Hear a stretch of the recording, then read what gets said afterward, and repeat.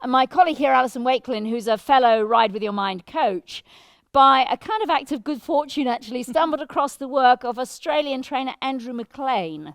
So Andrew was a zoologist, lecturing in zoology, and also an event rider who actually rode in the Australian event team. And one day it suddenly occurred to him that what he knew about how animals learn was totally not reflected in how he trained horses. And this became a study that led him to come up with and elucidate equine learning theory. And the work we do now is based on Andrew's equine learning theory. So I'm going to hand over to Ali to tell you a little more about it. Hello. So equine learning theory is basically how horses learn. So any training system that results in a horse that is calm and in control is based on equine learning theory. Equine learning theory isn't owned by anybody. It's owned by the horse, and it's just how horses learn. It works with trial and error learning, which otherwise is known as operant conditioning. And to understand that, we ask a horse to give a response. The horse will trial different behaviours, whether it's going backwards or forwards or sideways. And when they give the behaviour we want, then we reward that with release. The system we use is broadly based on Andrew McLean's system, but it's been further developed by us.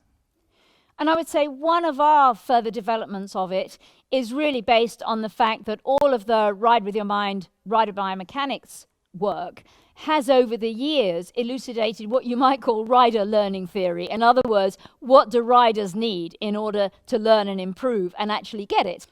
So within our webinar today, we're using a horse that some of you will recognize if you've been to Peter's Master Dressage webinars or my On the Bit webinar series, that this is Tinker, a pony who has done some of this work and is going to look, I hope, pretty established and chilled and like she knows what it means.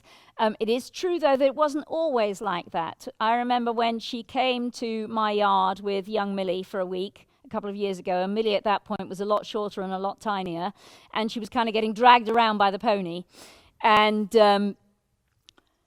getting where Millie could be the one that ran the show and the pony knew stop and go and didn't just charge around took a little bit of doing.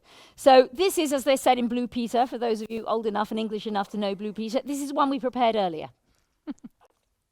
So our next stage is to make sure that the horse learns that the whip is a tool and not something to be scared of. And I used to think that there was a lot of horses who were scared of whips, which meant they must have been badly treated.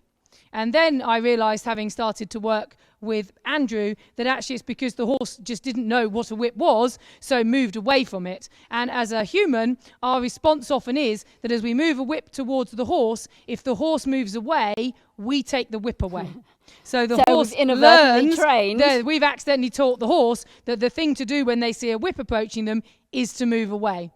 And it took me quite a long while to realise that. So we've got to teach the horse that if they want us to take the whip away from them, they must stand still. So this is what we're going to show you now in desensitization. Yes. So this is really important, isn't it? So Very most important. horses inadvertently get trained by their human to move away when the whip moves. Yes. So we're going to start here on desensitization. Which basically means Mary is starting at the shoulder and is stroking the horse in a light but determined manner. If you stroke them too lightly, the horse gets irritated because they think it's a fly. If you do it too hard, they think it's actually pressure they need to move away from. Because basically this pressure just means stand still. And then if the horse was moving, which she's not, but if she was, Mary would keep the whip on her, and as soon as she stopped moving, Mary would remove the whip. And we're making sure we can stroke the horse absolutely everywhere. This also is an important thing to do with the horse to get them used to being handled and touched in various places before you do it with your own hand, because of course you're not risking being kicked. Yes, so the whip is an extension of my arm really here, isn't it? Absolutely, yeah. Yes, and just... And similar things are used in other systems to get horses used to being touched all over. As you can see, this horse is absolutely happy. Now, an extra little test that we would do, because some horses will stand and let you stroke them and you think they're actually happy about the whip. What they're doing is standing, holding their breath, and they're very worried. So what we test is that we can actually move the horse backwards, And then you're going to see in a moment that Mary's going to stop Tinker, then she's going to move better away. Yeah.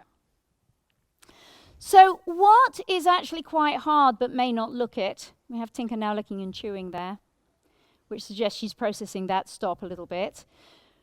What is tricky about this, but you don't realise it's tricky till you do it, is that I didn't stop when Tinker stopped. For us to demonstrate and for her to really know and me to really know she's not following her feet, she's not following my feet, she had to stop before I stopped. So as I was applying my whoa, I'm kind of going whoa on the rein there, and I'm still walking, and then I'm really testing that my whoa's a whoa. Yeah, and it looks really easy once you know how to do it. And I know when I first saw it at a demo, I thought, yeah, that looks easy, no problem. Then I had a lesson and was quite cross with myself that I couldn't do it at all. And we have this time again with students that we train. So it's very, very important that you practice it like this. And not as difficult, but of course in the same vein and somewhat difficult, is that she has to move before I move. So